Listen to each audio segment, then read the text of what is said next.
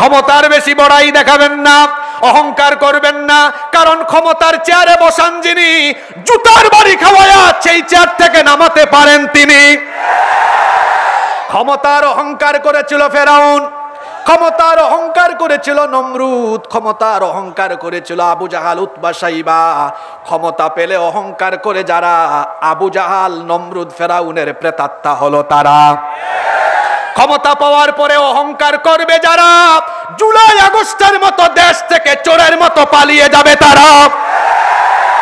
আমরা দেখতে পাচ্ছি বাংলাদেশে কিছু মানুষ, আগে যারা একটু ঘর থেকে বের হয়ে কথাও বলতে পারতো না, এখন কথা বলার সুযোগ পেয়েছে বলে অহংকারের চোটে আলেম উলামার ইসলাম নিয়ে কথা বলতে ছাড় দেয় না।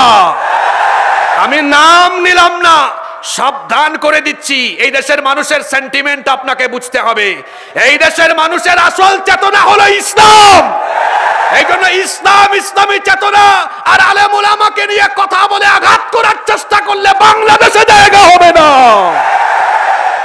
এখনকার যুগে কোরআন বিরোধীরা কোরআনওয়ালাদেরকে এখনো গালিগালাজ অব্যাহত রেখেছে। এখনকার যুগের গালি হলো যারাই কোরআনের কথা বলবে তাদেরকে মৌলবাদী, জঙ্গিবাদী, তাদেরকে মৌলবাদী, জঙ্গিবাদী, রাজাকার আর স্বাধীনতা বিরোধী বলে এখনো গালিগালাজ করে। গালির জায়গায় আছে, শুধু মডেল ভার্সনটা একটু কি হয়েছে, আপডেট হয়েছে। আইফোন প্রতি বছর বের হয়, আইফোনের নাম আইফোনই থাকে, শুধু মডেলটা একটু কি হয়ে আছে, আপডেট হয়ে আসে। 11, 12, 13, 14, 15, এখন কত চলে 16, সামনে আসবে 17। তো সেই যুগে 1000 বছর আগে গালির জায়গায় আছে, এখনো গালি আছে, শুধু মডেলটা একটু কি হয়েছে, আপডেট হয়েছে। 2025 সালে আরো নতুন আপডেট গালি এসেছে।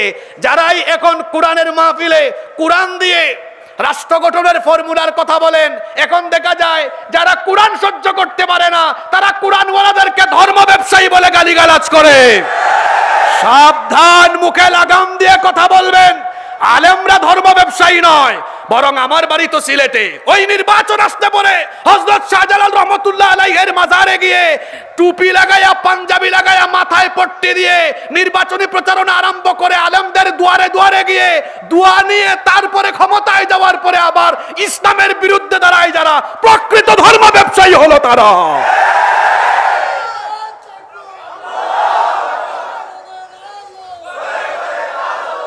আড়াইবাড়ির মানুষ, ব্রাহ্মণবাড়িয়ার মানুষ, বলেন তো মাওলানা গুলাম কিবরিয়া সাইদি হাফিজাহুল্লাহ, মাওলানা গুলাম খাবির সাইদি রাহিমাহুল্লাহ, আমি হাসিবুর রহমান, আপনারা কি আমাদেরকে কখনো লিবাস পাল্টাইতে দেখেছেন? কথা বলেন, দেখেছেন? আগে যা এখনো তা। আমরা ধর্ম ব্যবসায়ী না, আমাদের লেবাস আগে যা এখনো তা। আমাদেরকে যারা ধর্ম ব্যবসায়ী বলে এরা সকালে থাকে টুপি ছাড়া, বিকালে হয়ে। এজন্য ধর্ম ব্যবসায়ী কারা তা দেশের মানুষ ভালো করেই জানে, ঠিক কিনা? মুখে লাগাম দিয়ে কথা বলুন। আলেম উলামাদের সাথে বেয়াদবি করে পরিণতি কি হয়েছে আপনারা এটা দেখার পরেও যদি শিক্ষা না নেন, এই দেশে আলেমদের সাথে বেয়াদবি করার কারণে এক গোষ্ঠী আল্লাহর গজবে পড়ে দেশ থেকে বিতাড়িত হয়েছে। পুনরায় যদি কেউ এই ভুল করে, আগের তারা তো হেলিকপ্টারে উঠার সুযোগ পেয়েছে, ভবিষ্যতের বাংলাদেশে আলেমদের সাথে বেয়াদবি করলে এই দেশের মানুষ কাউকে হেলিকপ্টারে উঠার সুযোগও দিবে না।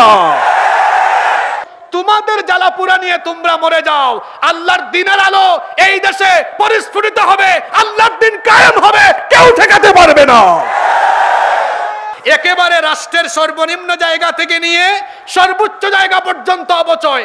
আরে এই দেশের গরিব মানুষের, খেটে খাওয়া মানুষের পয়সা, এই দেশের মানুষের ঘাম জড়ানো ট্যাক্সের পয়সা, মানুষ ট্যাক্স দেয় রাষ্ট্রের উন্নয়নের জন্য। কিন্তু আমরা এমনও মানুষ দেখেছি, এমনও জালিম দেখেছি, মানুষের ট্যাক্সের পয়সা রাষ্ট্রের উন্নয়নে খরচ না করে তা মূর্তি বানিয়ে অপচয় করে নষ্ট করেছে। মূর্তি বানিয়ে বানিয়ে দেশটাকে নাপাক করেছে। আমরা আলেম উলামারা যখন মূর্তির বিরুদ্ধে কথা বলেছি তখন এই আলেমদেরকে জেলখানায় ঢুকিয়ে দিয়েছে। আমরা ভালো কথা বুঝাইলাম, মূর্তি দিয়ে একজন মানুষকে সম্মান বানানো যায় না। আমার বাসা চট্টগ্রামে, আমার বাসার সামনে বিরাট এক মূর্তি। আমি সকালবেলা প্রতিদিন বাসা থেকে বের হই আর দেখি কাক মাথার উপরে পেশাব পায়খানা করে। তো এটা সম্মান বাড়লো না কমলো? জোরে বলেন, বাড়লো না কমলো? মূর্তি বানায় একজন মানুষকে সম্মানিত করা যায় না। বরং মানুষ আদর্শ আর কর্ম দিয়ে মানুষের হৃদয়ে স্থান করে নেয়।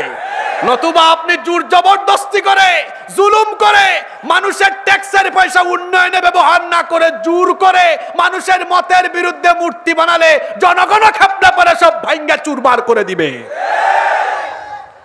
তাই হয়েছে। কি বলেন, হয় নাই?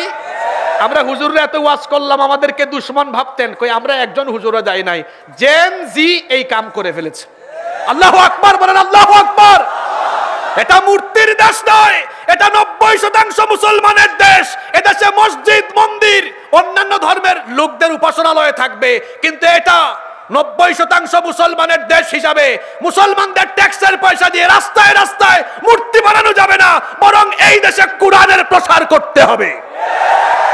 আল্লাহ রসুল বলেছেন, একজন মানুষের জীবনের মূল্য আল্লাহর কাছে তার পবিত্র ঘর কাবা শরীফের চাইতেও আরো বেশি দামি। সুবহানাল্লাহ। যেই মানুষের জীবনের মূল্য আল্লাহর কাছে কাবা শরীফের চাইতেও দামি, সেই মানুষকে আমরা দেখেছি বাংলাদেশে পাখির মতো গুলি করে হত্যা করা হয়েছে, হাজার হাজার মায়ের বুক খালি করা হয়েছে। আমরা বলবো, এই দেশে সকল দিক এবং বিভাগের সংস্কার হবে পরে, খুনিদের খুনের বিচার করতে হবে আগে।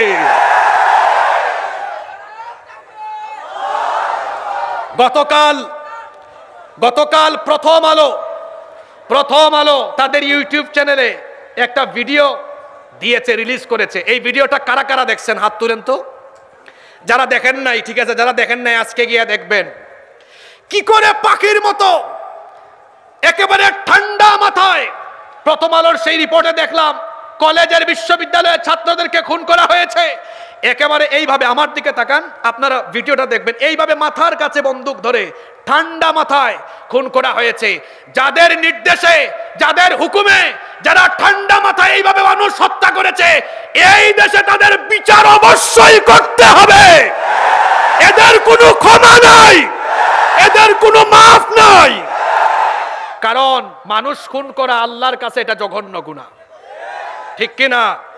আমি যখন গাড়ি দিয়ে আসি তখনও আমি এক মজলুমের বক্তব্য শুনতে শুনতে দরবার শরীফে ঢুকেছি। এক মজলুমের সন্তান এখানে বক্তৃতা করেছেন, আমি তখন আড়াই বাড়ি দরবার শরীফে ঢুকেছি। এই দেশে বিনা অপরাধে অনেক মানুষকে হত্যা করা হয়েছে। এই যে কোরআনের বাগান, বাংলাদেশে কোরআনের বাগানের রূপকার যাকে বলা হয়, কোরআনের কিংবদন্তি খাদেম আল্লামা সাঈদীকে তারা জেলখানায় চিকিৎসার নামে হত্যা করেছে।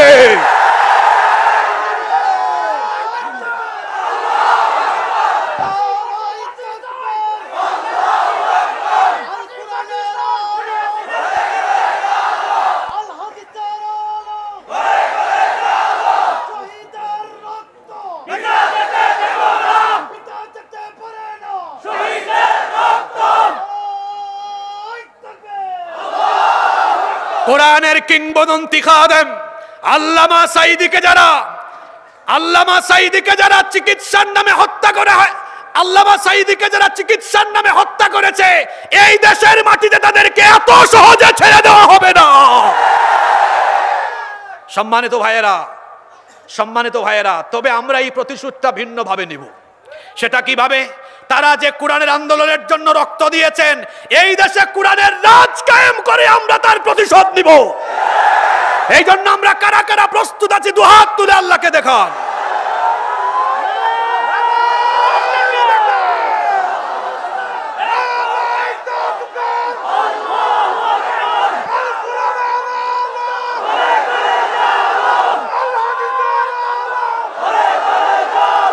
হাত নামান। আল্লাহ সবাইকে কবুল করেন, বলেন আমিন। যারা অন্যায়ভাবে মানুষ খুন করে তারা হলো ফেরাউনের উত্তরসূরি। আল্লাহ কোরআনে কারিমে ফেরাউনের চরিত্র বর্ণনা করেছেন, ইউযাব্বিহুনা আবনাআকুম, সে বনি ইসরাইলের নিরপরাধ পুত্র সন্তান শিশুদেরকে ধরে ধরে জবাই করেছে। ক্ষমতার জন্য সে শিশু পর্যন্ত হত্যা করেছে। যারা ক্ষমতায় থাকার জন্য মানুষ হত্যা করে তারা হলো ফেরাউনের প্রেতাত্মা। এই ফেরাউনের প্রেতাত্মার বিচার এই দেশের 18 কোটি জনগণ করে ছাড়বে। সম্মানিত ভাইয়েরা, তাহলে আমরা রহমানের বান্দাদের পরিচয় জানলাম। রহমানের বান্দারা খুনি হয় না, তারা তাদের হাত মানুষের রক্তে রাঙায় না, বরং তারা মানুষের জীবন জানমালের নিরাপত্তা দেয়, ঠিক কিনা? আমরা কখনো অন্যায়ভাবে মানুষকে আঘাত করব না, আল্লাহ আমাদেরকে কবুল করেন।